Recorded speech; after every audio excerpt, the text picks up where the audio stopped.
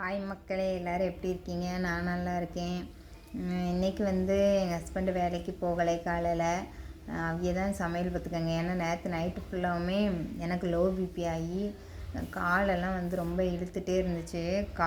Night 11 மணிக்கு தொடங்கி 6 மணி வரை அப்படி தான் இழுத்துகிட்டே இருந்துச்சு. நைட்டு எனக்கு தூக்கமே இல்லை. அப்புறம் என் ஹஸ்பண்ட் 2 மணிக்கு போல் ஒரு தோசையாவது சாப்பிட்டு பாரு, லோ பிபி ஆகுதில்ல அப்படின்னு சொல்லி ஒரு சுட்டு தந்துட்டு படுத்துட்டாவ. நான் தான் ஃபுல்லாக சிவராத்திரி மாதிரி முழிச்சு உட்காந்துட்டு அங்கிட்டு இங்கிட்டு அலைஞ்சிக்கிட்டே இருந்தேன்.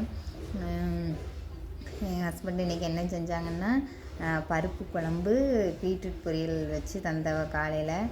எங்கள் அம்மா எனக்கு புளி சாதமும் உருளைக்கிழங்கு வறுவலும் வறுத்து பசங்களுக்கு வச்சுட்டாங்க.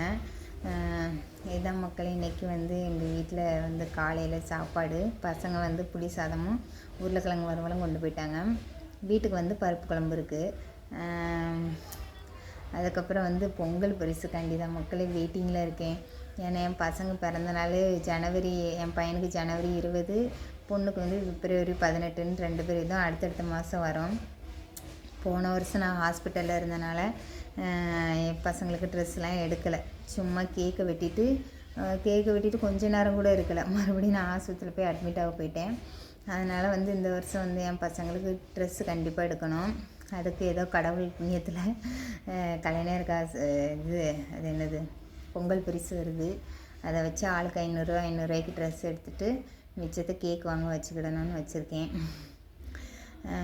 இல்லைன்னா பிள்ளைகள் ஏமாந்து போயிடும். நம்ம இருக்கிற வரை கண்டிப்பாக கேக்கு வெட்டணும், ட்ரெஸ்ஸை வாங்கி கொடுத்துடணும். ஏன்னா ஸ்கூலுக்கு அடுத்த நாள் போட்டு போவாங்க பார்த்தீங்களா.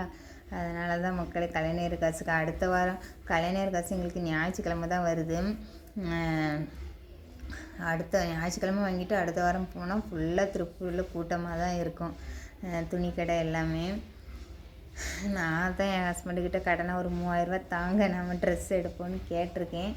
பாப்பா தந்தாங்கன்னா இன்றைக்கி இல்லைன்னா சனிக்கிழமைக்குள்ளே போய் எடுத்துகிட்டு வந்துடணும்னு நினச்சிருக்கேன். அதுக்கப்புறம் நேற்று தூக்கமே இல்லையா, இனி போய் படுத்து தூங்க போகிறேன். ஆனால் வீட்டில் நிறைய வேலை இருக்குது. கொஞ்ச நேரம் தூங்கி ஒரு 2 மணி வரை எந்திரிச்சிட்டு அதுக்கப்புறம் வீட்டெல்லாம் தொடச்சி துணியெல்லாம் துவைக்கலான் இருக்கேன் மக்களே. ஆனால் அந்த குளிர் நேரத்தில் வெயிட்டை நம்ம எடுத்துட்டோன்னு வச்சுக்கோங்களேன், ட்ரை வெயிட்டு அளவுக்கு போனாலே கால் இழுத்துருது. அதனால் நான் போய் படுத்து தூங்குறேன் மக்களே. பாய் மக்களே.